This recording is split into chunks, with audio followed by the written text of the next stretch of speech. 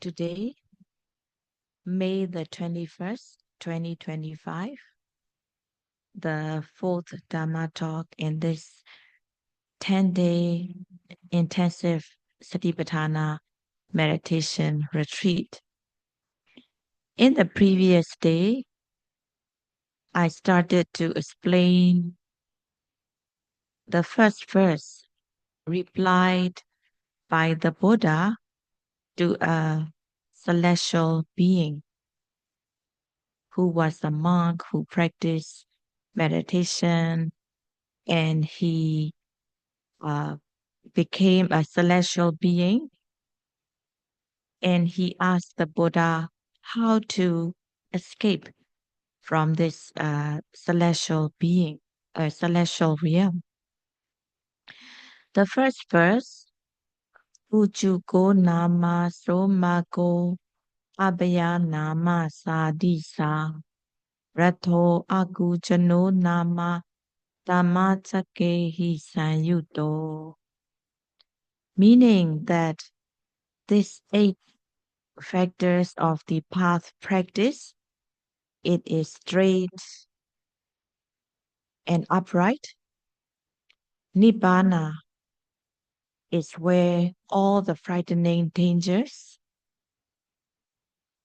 there is no frightening dangers in Nibbana.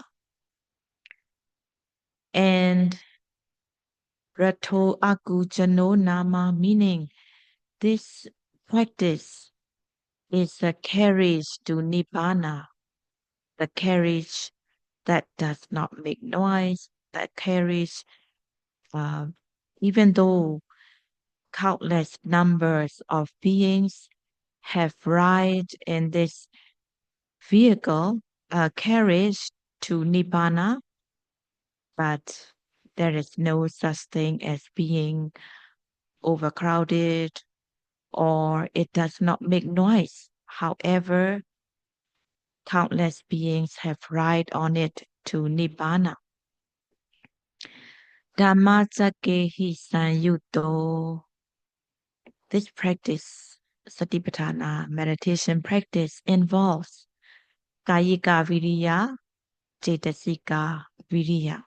Today I will continue to explain.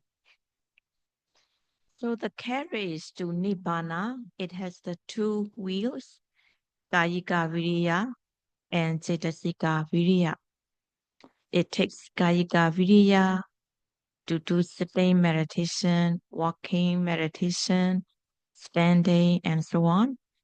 Cetasika Viriya, the effort to push the mind towards the object of meditation, such as rising, falling, sitting, touching, lifting, moving, placing, and so on. Only when these wheels are rotating, then the carriage will go further towards Nibbana. So the word viriya is translated as effort, but the definition of viriya, it is said viranambhavo viriya. It means viriya is the act or a state of courageous person. So it means that courageous person make this effort viriya. So viriya is the act or uh, the state of courageous person. So viriya can be also translated as courage. In meditation practice, it takes courage to withstand difficult situations, unpleasant sensations. So in meditation practice, at one point or another, unpleasant sensations in the body can arise, such as pain, ache, Unpleasant sensations in the mind can also arise. Sadness, uh, depression, and being depressed, discouraged. So these unpleasant sensations that arise either in the body or in the mind, it takes courage to face it and to be mindful of it.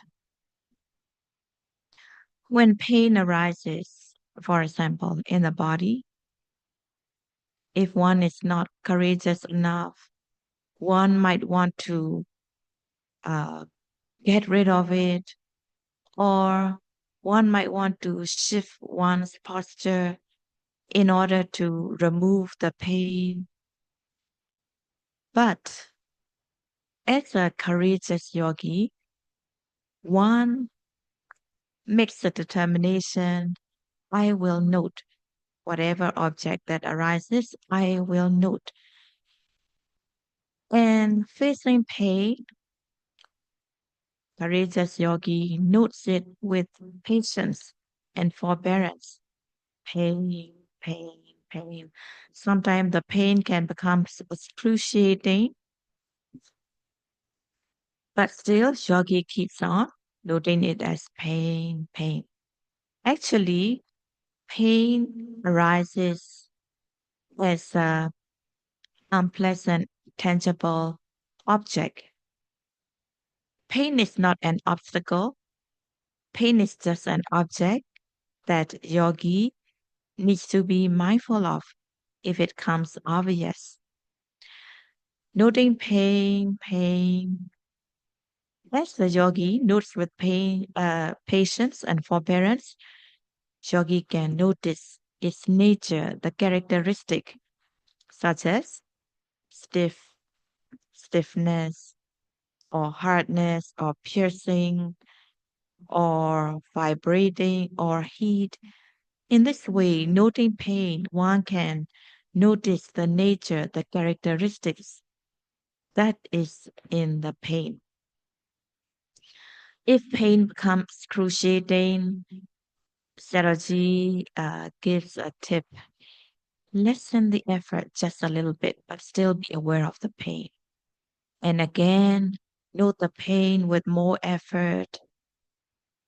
And after noting the pain with more effort, if the pain becomes excruciating, just lessen the effort just a little bit, but still be aware of the pain. And in this way, when you note the pain that is of high intensity, you adjust the effort. Note it with full effort. And if it becomes very intense, you can lessen just a little bit, aware of it. And again, note it with more effort. In this way, you can come to notice the nature, the characteristic of the pain, how tormenting it is, how it keeps the mind withered, and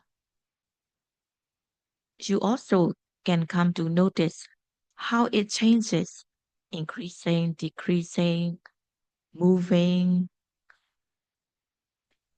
as well as you can also come to notice it is not just one pain. One pain arise, pass away, another pain arise, pass away, another pain arise, pass away. Not just one pain, but it's just one pain arise, pass away, one after another that arise and pass away. So when the yogi see the pain itself, when the yogi see the nature, the characteristic, how it changes, when the yogi see the pain itself, there is the physical pain and the mind that knows it. There is no other thing. And there is no resentment towards the pain. And when that happens, when there is no resentment towards the pain, there is only the physical pain where you notice the nature characteristic. It is not so bad after all. If you add mental pain to the physical pain, That makes it worse because there are two kinds of pain because you add the mental pain on it. If there is mental pain, note it.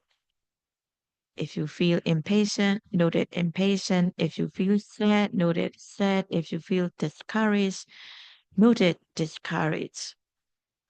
So in this way, Yogi notes the pain with patience and forbearance.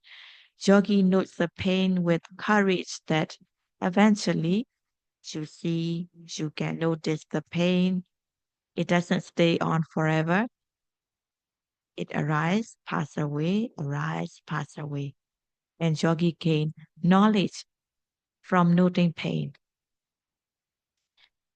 So in this way, if you note every arising object with courage, keeping both kayika viriya, cetasika viriya in the practice, the two wheels, kayika viriya, cetasika viriya, it will keep on running so that your carriage to Nibbana will be moving forward and forward, getting closer, closer to Nibbana. And the second verse, Hiritasa apalambo satyasa parivarana Dhammaha sarate brumi samaditi puri javam. Meaning, Hiritasa apalambo. In this carriage, eightfold path practice, carriage, hiri, moral shame, is the backrest. So when you ride an vehicle, there is the backrest that you can lean on so that you won't fall back. Yeah. So in the same way, in this carriage to Nibbana, hiri is the backrest that prevents the rider from falling backward, falling back. Hiri is the moral shame from wrongdoings. Having moral shame from wrongdoings by body, speech, and mind. Because in the meditation practice as well, it takes moral shame to lose to note the object. Because at the moment yogi misses to note something, at that very moment yogi misses, defilement arises, such as greed, anger, or even if it is not greed or anger, delusion arises. At the moment yogi misses or fails to note the object. So these kilesa defilements pollute the mind. They make the mind suffer. They make the mind dirty, polluted. So Sayadaw say, as a yogi, yogi must have this hiri, moral shame, from missing or failing to note. Because any moment yogi misses or fails to note, kilesa defilement creeps in, making the mind polluted. So a yogi should have this moral shame from lack of mindfulness so that defilements do not enter the mind. So having hiri, moral shame,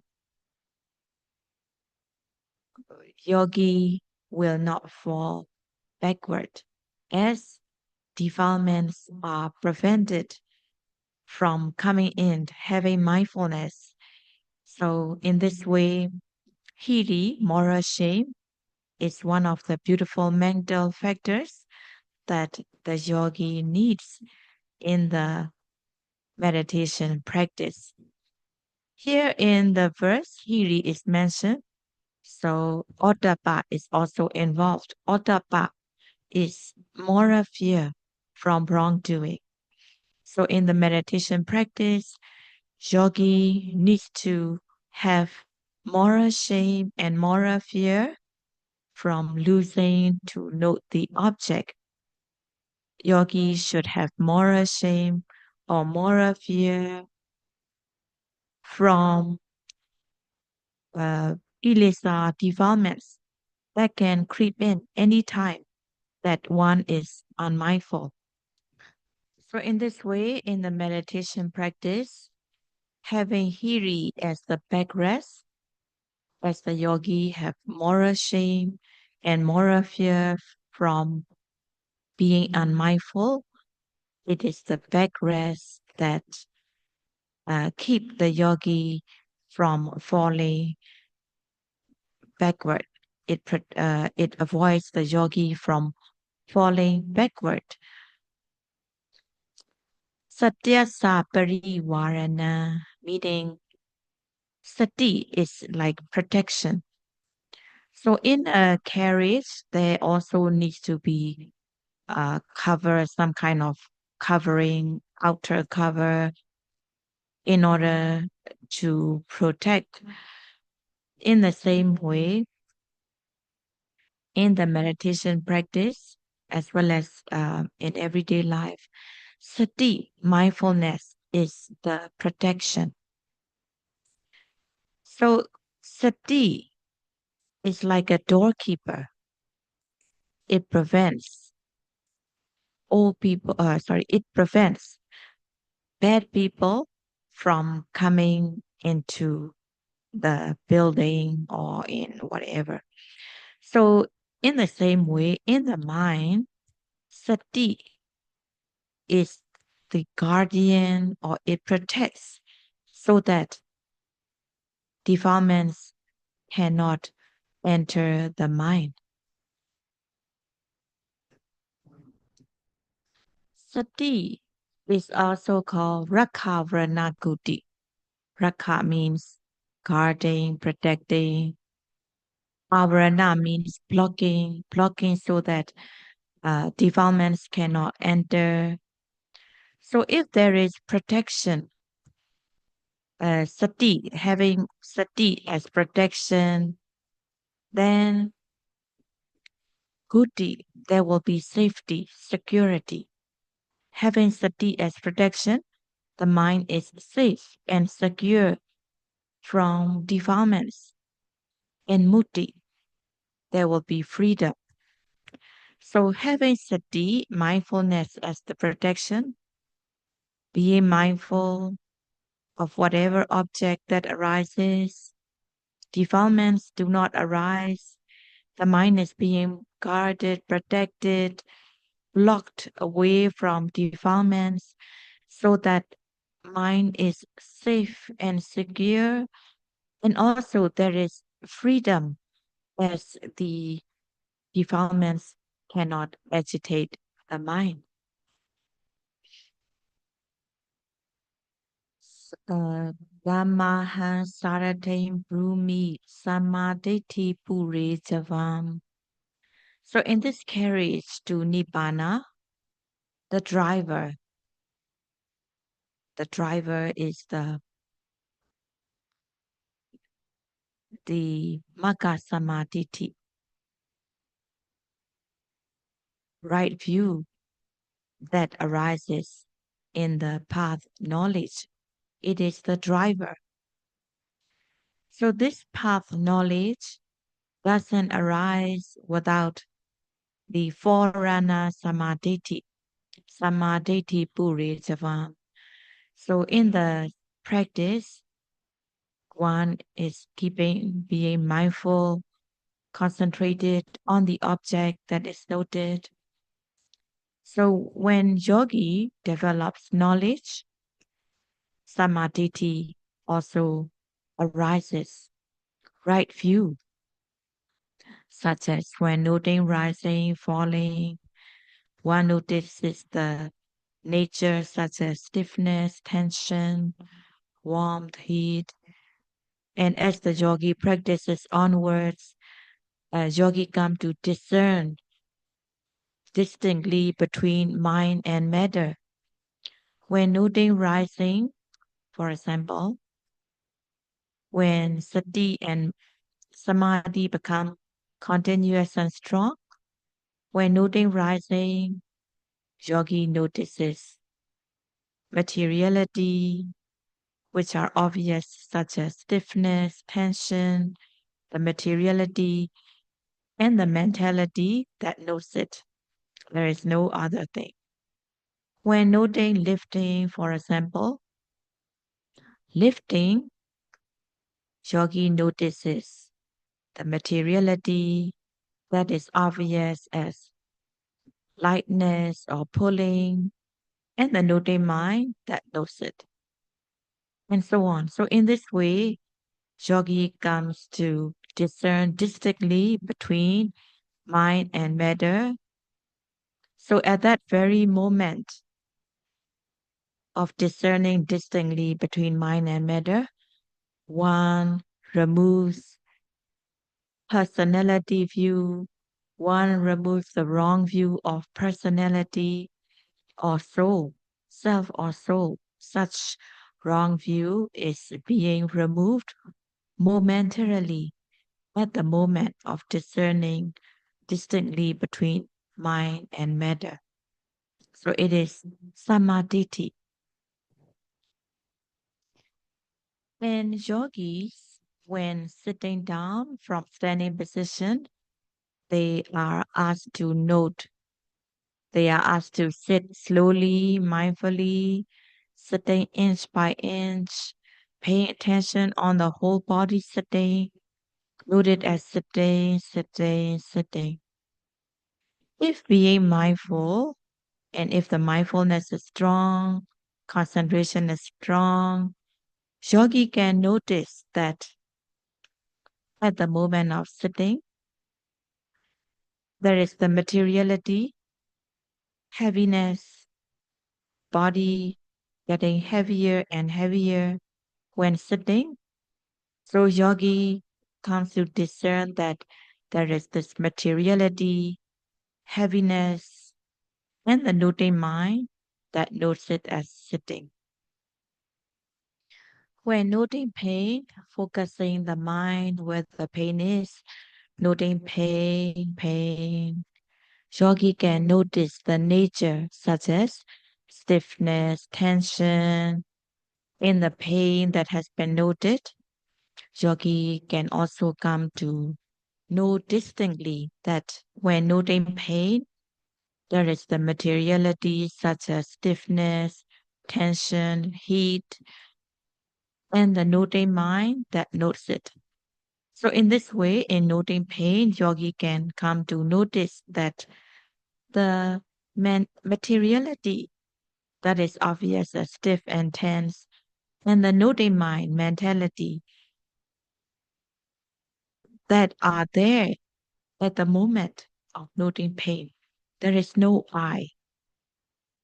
There is only the materiality, obvious as stiff and tense, and the noting mind mentality. There is no I. So when that happens, even though it is the pain that yogi is noticing the pain itself, stiff, tense, and the noting mind that notes it, there is no I, then it is not bad noting the pain because yogi see the pain itself, the nature, characteristic of this materiality, and the mind that notes it. And in the practice, yogis are asked to note the intention before doing something. So, for example, before one sits down, when one is standing, noting standing, standing, standing. And then before one sit down, there is the intention to sit. So one has to note it as wanting to sit, wanting to sit, wanting to sit. And then sitting slowly, mindfully, sitting, sitting, sitting. When mindfulness and concentration are continuous and strong, yogi can come to understand cause and effect. The intention to sit is the cause. The actual sitting down, body becoming heavier, stiff, and tense, it is the effect. So in this case, the intention to sit is the mentality, the cause. The actual sitting down, the body becoming heavier, stiff, and tense, it is the materiality effect. So in this way, yogi can come to notice the mentality cause giving rise to materiality effect in sitting down. And in the hearing, yogis are asked to note as hearing, hearing, hearing. In the hearing, there are five things that are the most obvious. The sound waves, which is the striker element, the ear base, the ear sensitivity, that is the receptor element. So when the sound waves strike the ear base, hearing consciousness, hearing feeling, hearing contact arises. Hearing consciousness, hearing feeling, hearing contact, it is ignition. So in this example of hearing, sound waves, the striker, the ear base, the ear sensitivity, the receptor, these are the cause materiality. Hearing consciousness, hearing contact, hearing feeling, the ignition, it is the mentality. So in this case of hearing, the materiality, sound waves, and the ear base, the cause, hearing, contact, hearing, consciousness, hearing, feeling, the other, mentality effect. But it is just explaining in theory, but at the moment of hearing, do not deliberately be analyzing this is the cause, this is the effect, but just note it as a whole, hearing, hearing. And when mindfulness and continuous concentration are strong, you can come to notice these elements while noting hearing, but do not deliberately analyze, just note it as hearing, hearing. When mindfulness and concentration strong, knowledge will unfold itself. Also, during the intensive practice, yogis are asked to note whatever object that arises. When feeling hungry, note it hungry, hungry. When feeling hungry, you can notice that you feel weak, tired, and so on. Having taken the meal, having taken uh, food, the nutrients in the food, it pervades, nutrients from the food pervades into the body, and you feel fresh, alert, energized again. So in this case, nutriment from the food, it is the materiality that is the cause, and feeling of the body energized and fresh, it is materiality effect. So time is up. We will continue the next day. This is for today. So may the yogis be able to have a smooth ride on these 8 factors of the path carriage. May the carriage keep on going forward further and further and finally attain Nibbana in this very life. Sa do sa do sa do